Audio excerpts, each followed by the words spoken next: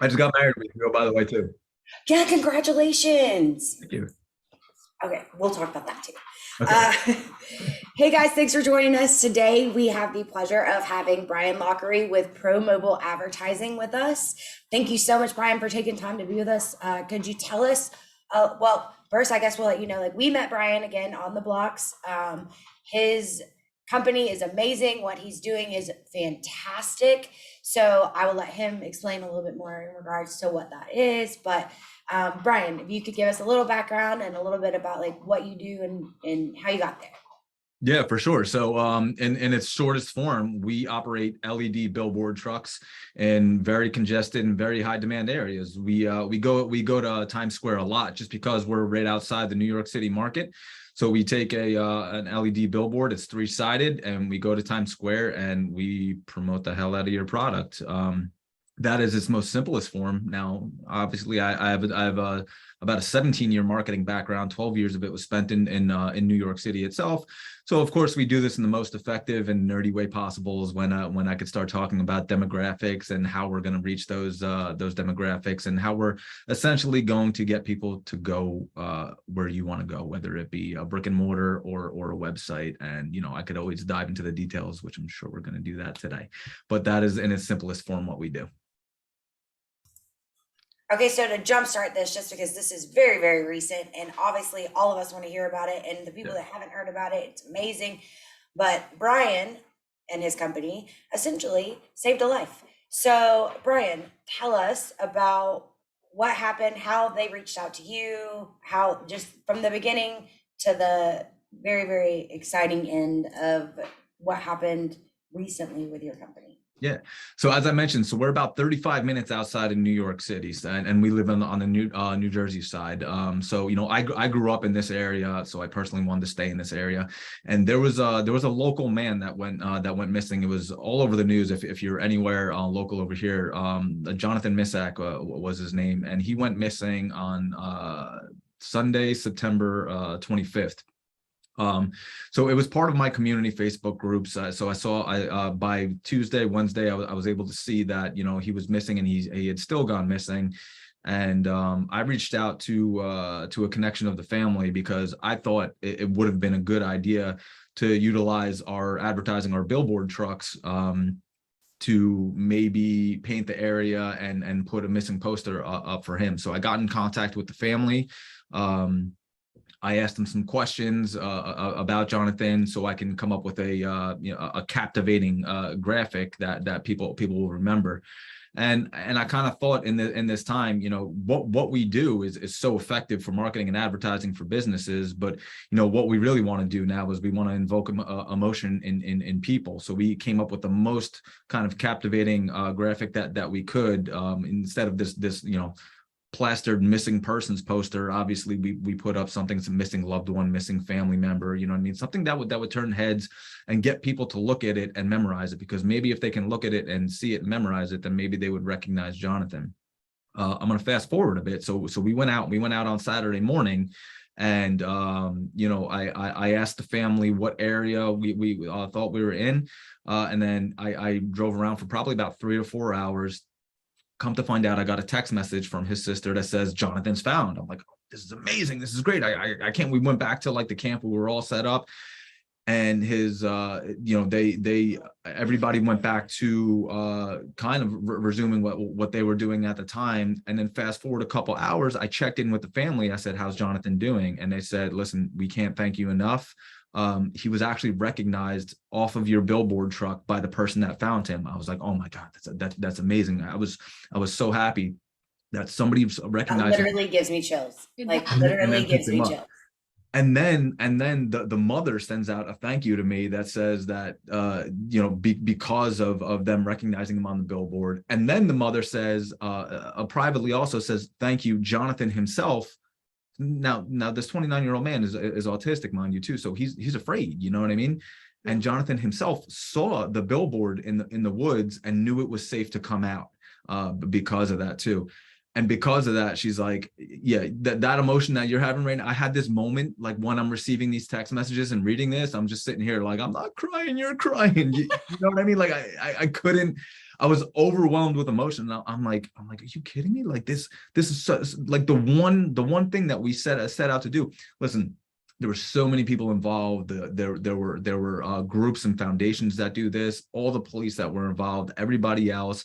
And I hate to like be the one that's being thanked for like 4 hours worth of my work when these guys literally gave sleepless nights to do this. But I'm so happy that they all came together. And in order for me to see this information so that I can reach out to the family and be a part of this. And it was an amazing experience with an amazing result. And I'm so happy that it happened. We're in the middle of fielding all these phone calls and everything. And I want to do more of that as well as the advertising. That's so great. Yeah, that is awesome. Like I watched the newscast on it, and when they were like, they showed the truck and they were like, the person recognized them off the truck. And I was like, oh my gosh, I know. I mean, I didn't know the guy that was missing, but I knew Bryan. Right. That's like the best ending to a story that you could ever ask for in a It's situation like that. all we were asking for, and we're thrilled that he gets to be back home with his family. And that's why we're overwhelmed with happiness, and that's why we're so happy, and that's why we're talking about it, just because it's such a happy ending. Yeah, that's so great. So obviously this wasn't the intention behind your business. Tell us a little bit about how you got this started, where this idea came from, or what was your inspiration behind this business? Yeah, so as I mentioned, I have a 17-year marketing background. 12 of those years were spent in New York City. When I decided to leave that, I spent about 5 years working with smaller businesses, just because I wanted them to have the access that I was able to give to people. I mean, we worked on campaigns for Disney, DC Comics, Target, Walmart, Kohl's, all these people, and I wanted these people that left their jobs to start their passion, whether it was a small storefront or an online business, to have the access to tier A or tier 1 marketing, and I wanted to help them out. And then so I did that for a little bit, for about 3 or 4 years. And one of the things that I was doing in that time was obviously breaking down people's the diversity of their advertising, because you shouldn't just be advertising in one place. Although obviously, if you're finding success, you should put the bulk of your advertising into there.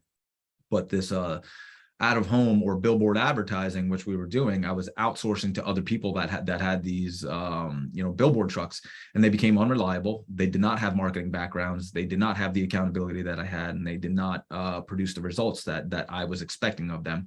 So I went ahead and I bought my own trucks, and all the people that I was putting into their business, I was now funneling into the trucks itself. And then I incorporated a business strictly for the trucks, knowing and seeing an opportunity out there that people just were not doing it right. I love that. It's so relatable for me, because similar to that, I was helping businesses, small businesses, local business, with their marketing strategy. And there was nowhere to go to get a cute picture for your profile, or a good website photo, or a good brand type photo. Or for my boutique clients, they wanted to do new clothes try-ons and they had nowhere to do it. And I just love entrepreneur stories that start with, they or the places that were there to do it were bland or not, the JCPenney backdrops were just gray and they wanted something bright and vibrant. And I love entrepreneur stories that start with, like, I needed this and my needs weren't being met. So I developed this so that not only were my needs being met, but I could provide that service to everyone else who needs it. So I love that so much. Yeah, there's a lot of opportunity born out of necessity in right. in this world, for sure. And when somebody's not doing something right, and you think you can do it better, then you got to shine a light on it, expose it, and show everyone that you can do it better. And that's what we've been doing. And it's been a little bit easy to transition marketing clients into this form of advertising. The challenge we've actually gotten, obviously, is people that we've never spoken with before, that maybe could use billboard advertising or already using billboard advertising. And those are the challenges we've been facing. This way we can scale this business. Okay. Now you're saying we, so I got to ask, do you have business partners? Do you have employees? What does the structure of your company look like? Yes, all of that. So I do have a small business partner as well too, and he's phenomenal. The reason I went into business with him is because he actually has a logistics company, and he has a whole fleet of trucks. And since I'm gonna have Billboard trucks, I need those trucks on the road, and I need them. We can't have downtime. And because he's got that that same passion for knowing that if your truck's not on the road, it's not making money. He was the right guy to go into business with, and he makes sure that our trucks are mechanically in the best possible shape, doing and on the road, because if they're not on the road, they're not making money.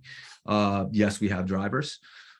Yes, we have a creative staff to create the ads as well, and then I have a small sales staff, which I'm working on enlarging the sales staff, just because right now I handle a lot of the sales, and in order to grow, I need them to be handling a little bit more sales. This way I can focus on the bigger picture.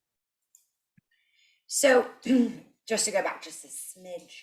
So when you left where you were at, like, a lot of people have that fear of starting their own thing, or, like, what if this fails, not, income wise.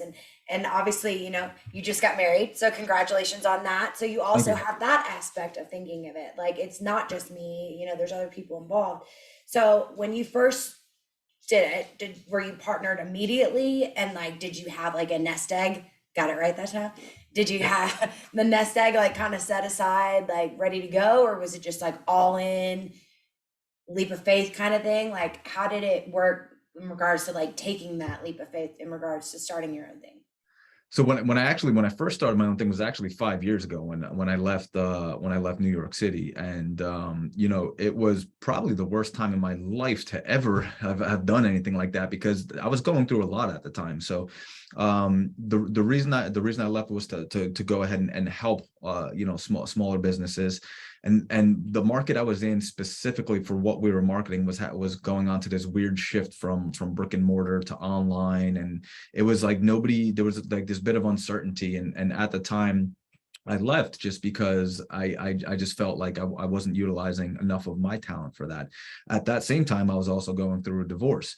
At that same time, I was also having a little bit of financial troubles. So, you know what I mean? Really, this triple threat of this storm all coming together while I'm trying to launch another business was the worst possible time for me to ever do that. And somehow something was born out of this. Because there was all this pressure on my back, and there was all this necessity. There was this no fail option. There was this, I can't do this. I have 2 kids, you know what I mean? One of which has special needs that comes with a lot of extra expenses, as people can imagine. And while I had this successful career that should have built up a nest egg, a lot of that was spent on my son with special needs. With these surgeries, a lot of them don't take insurance, and the kid's been through 17 surgeries. So, there was this pressure on my back to make sure that this has to work. So we started making it work with the marketing clients. And when I say we, at that time, it was really just me and one other person kind of helping me out in the sales aspect and the brainstorming aspect. When we did this specifically with the trucks, we were again not in the most probably not in the most advantageous spot, and we were looking for another form of revenue. And my business partner was kind enough to say, I believe in you. You've done it before with your back against the wall. You can do it again. And he kind of gave me this little financially. He gave me this little area of this little give area, but he said, but you only got it for X amount of months. And then that time is obviously already passed, and thank God we're past that point, and we're able to be financially stable on our own with our own revenue.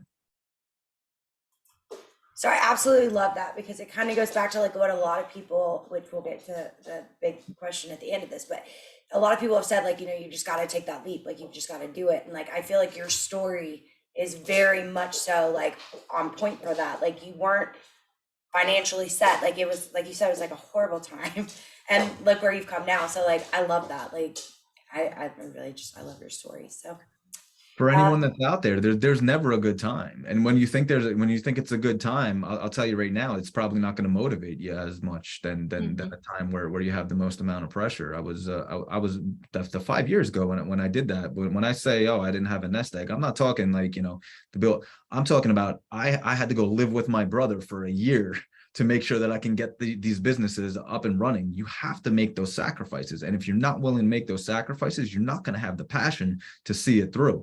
And a lot of times your back needs to be up against the wall in order to motivate you properly.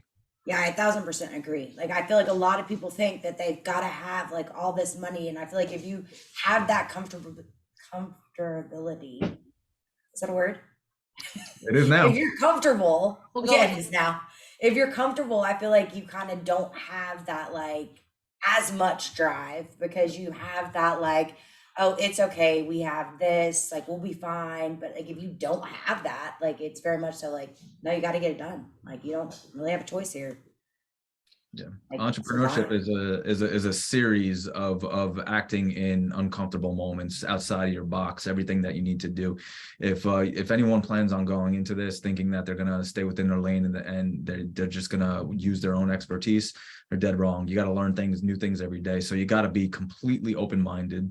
You have to constantly be learning, and you have to understand that whatever your expertise is your great foundation, but now you need to build the rest of that house, and you need to go learn how to put up the framework, and you need how to learn to do the sheetrock and the roofing and the carpet and all that stuff. Because if you have a good foundation, that's great, but it's not going to complete your house. So as far as, and I'm gonna apologize because my dogs are fighting in the background, and I really do apologize for that.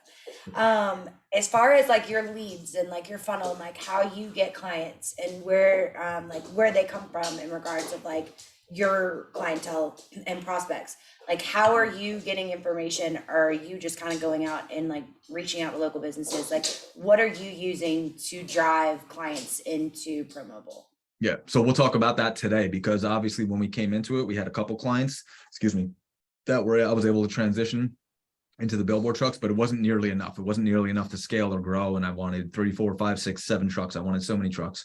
So that's the idea of what we're doing right now. And it's a really interesting industry, Billboard advertising, because it's kind of like this old boys club. And if you're not in this old boys club of people buying billboards, then what you need to do is you need to go out and you need to convince other people that haven't bought billboards to buy billboards. And there's no great way, and I hate saying this because I truly believe in SEO and social media marketing and all this stuff for businesses, but we don't get a whole lot of leads that way. So we're good old fashioned outreach.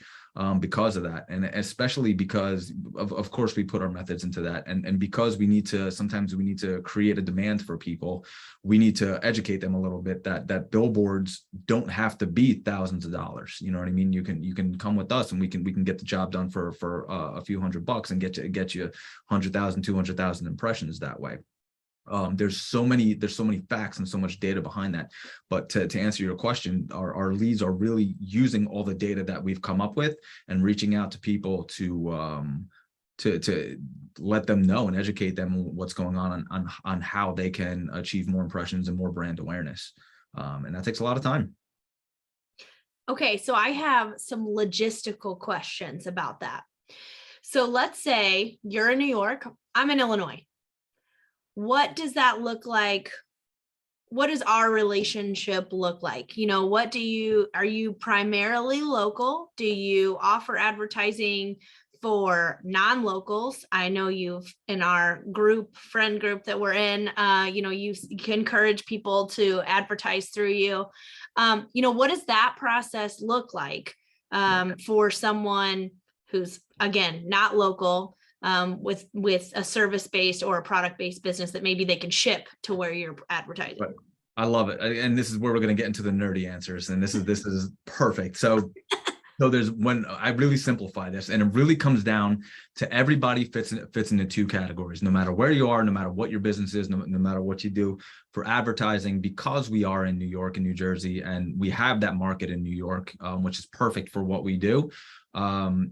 It fits really into 2 categories for you, an Illinois-based business to advertise in New York. And you fall into either one of 2 categories. One, we're going to convert sales for you. And we have our methods on how we do that. And we could dive into that too. 2, we're going to raise brand awareness for you, because every company, no matter what company you are, if you had a storefront in Illinois and only served people in Illinois, you still have a community in which you're reaching out to through your social media, through your webpage, through everything like that. So in order for you to show them that you're doing new things, that you're you're a great brand, and the comparison I usually use sometimes is if you're going to buy a diamond ring, if you're a man and you're going to go buy a diamond ring for your fiance and go you're going to go get engaged, are you going to, if you're a good man with morals, are you going to, one, are you going to go to the jewelry store and buy it from them, or two, are you going to go to the guy on the street corner that opens up his jacket and then has all these like diamond rings and everything? And as businesses, we're trying to constantly show people that we're not that guy on the side that's opening up our jackets. So because of that, we need to convince the public accurately that we are a reputable business. And what more would do that than a billboard in Times Square and a video of your billboard in Times Square to do something like that? So this raising the bar, as I call it, BAR, brand awareness results, achieves these results in making sure that you are that trustworthy brand by doing something like that. When somebody sees a video of your brand on Instagram and Times Square, even though you don't do business in New York, you know what I mean? You think Coca-Cola's in New York all the time. They have they're in Times Square. You think they're selling Coke bottles off of that? They're not. They're getting inside people's heads and letting you know we're trustworthy, even though they've been around for forever. There's still other brands that do the same thing. So we either achieve brand awareness for you, or we achieve sales by making sure we have our QR code to go up on your landing page if you happen to be a website that operates nationally, and creating those scans. And we usually guarantee about 50 scans per hour. Which the QR code that converts sales actually does also get you brand awareness, but some people we work with just do the brand awareness.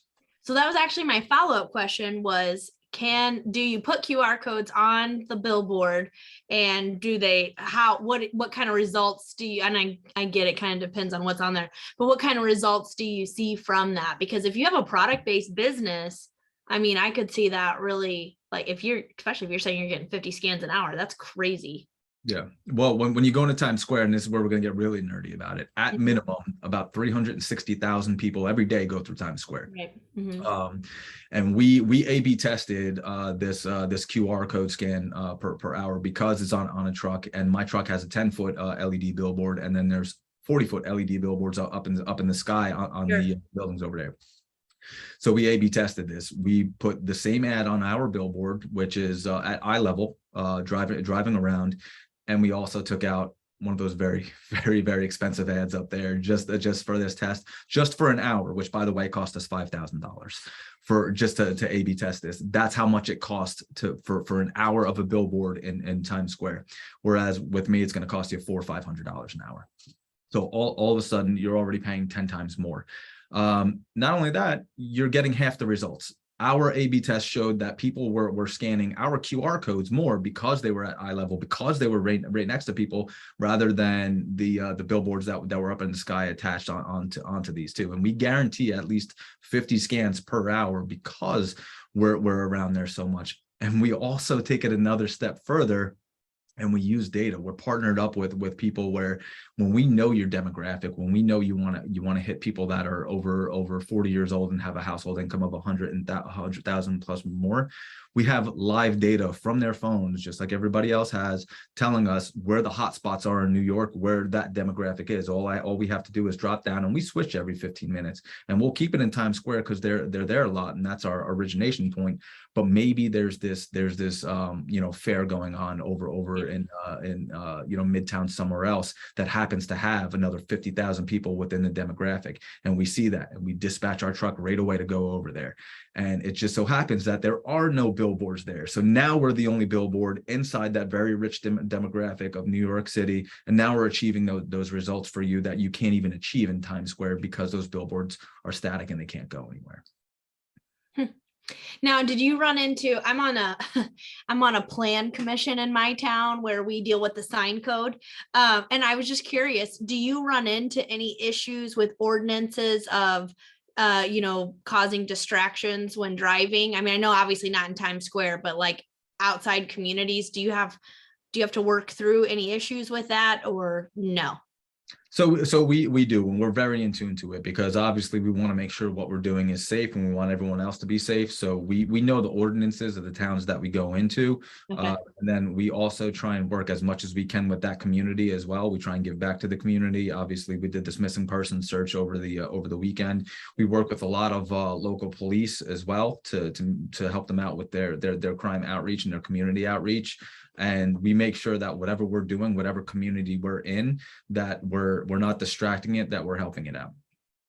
How much of those little things, ordinances, or how big does the QR code need to be, or these A/B testing, how many of those did you have to do? I mean, not an exact number, but like, how much of this was a learning curve for you as you built the business? It's all a learning curve. We're learning every day as people's behaviors change because of what's happening in the economy. Our behavior has to change on how we're marketing them to them as well too. So what we knew 10 months ago, a lot of it doesn't even apply today. You know what I mean? So we constantly have to keep an open mind to that. So there was a huge learning curve coming into it, and we got the base work and the groundwork for that. And now every day we have to make sure that we're still continuing to learn the psychological demographics of who we're advertising to. What is their behavior today? Why is it that way? What is happening in the world that's making them turn their heads? What makes them turn away? What makes them stop paying attention? What makes them pay attention? Bigger QR codes, smaller QR codes. Do they feel like they're being sold right now? Do we want it to feel more organic?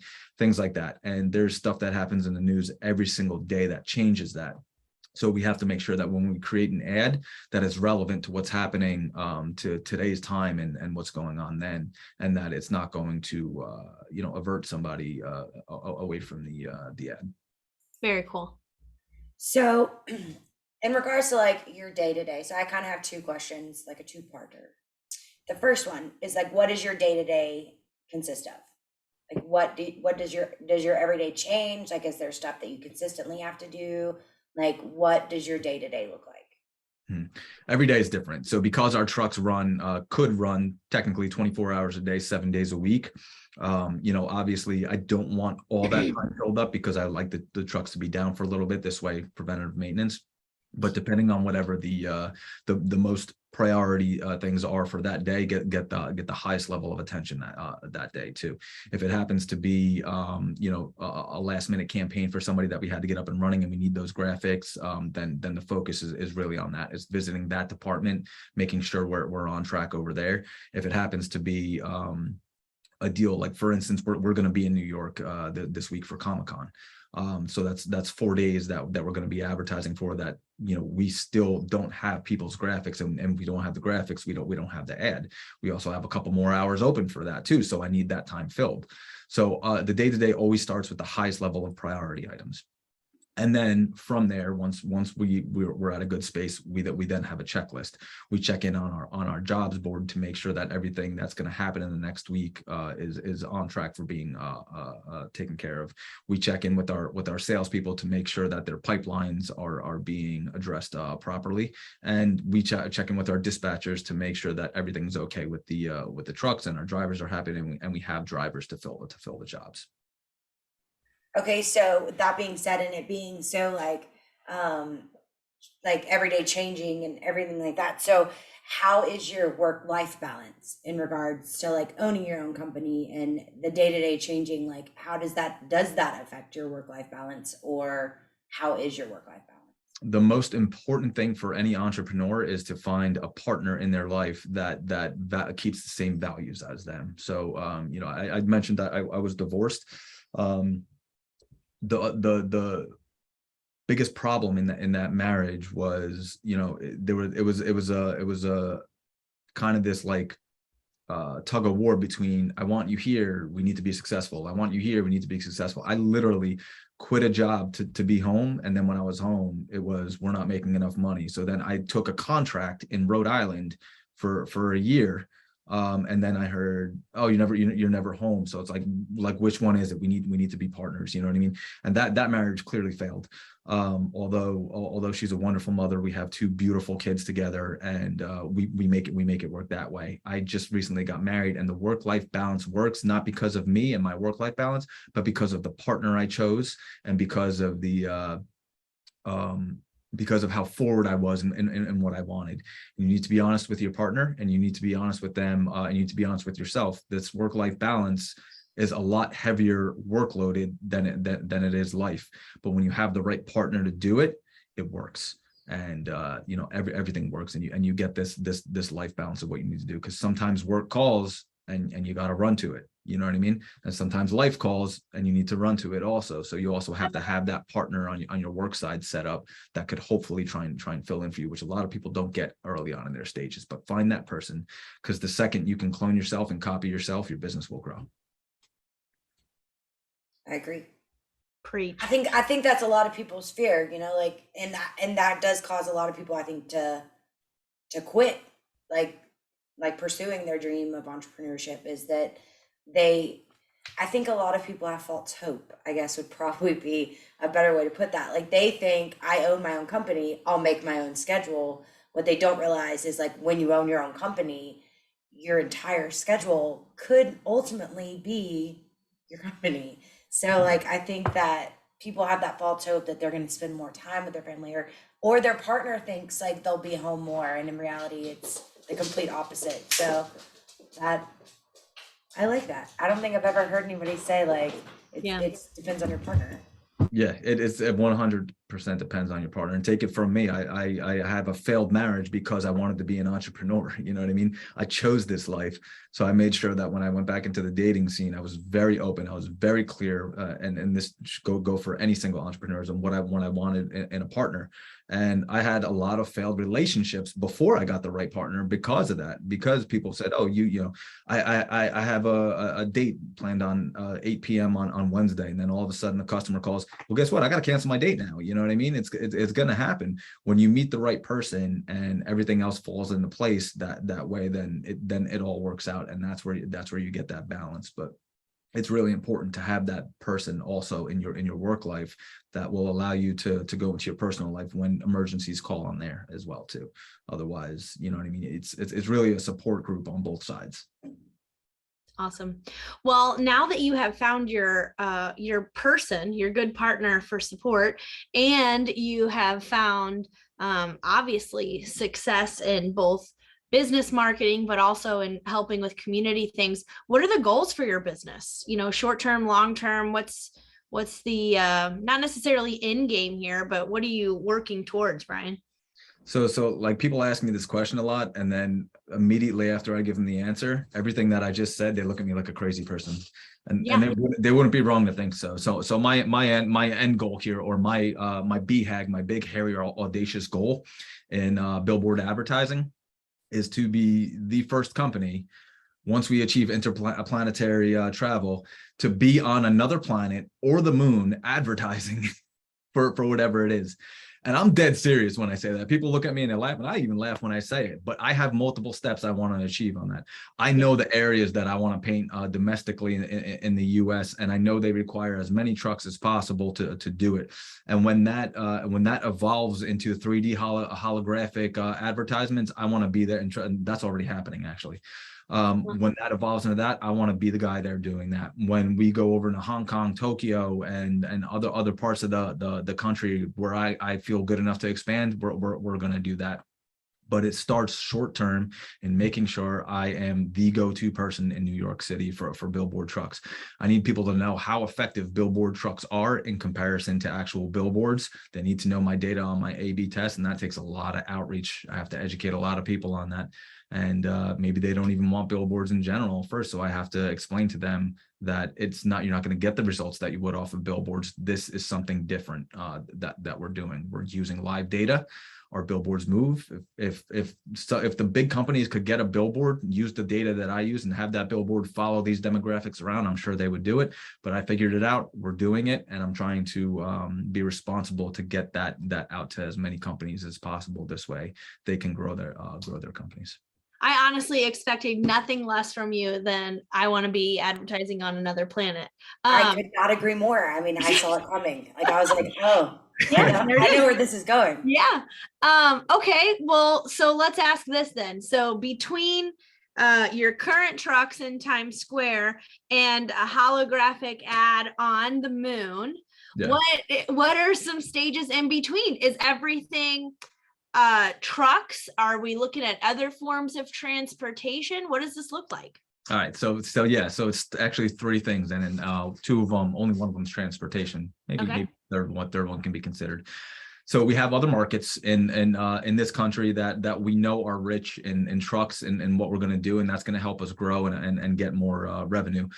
Two other forms of advertising that we're going to use. There are actual devices being made that are holographic advertising right now.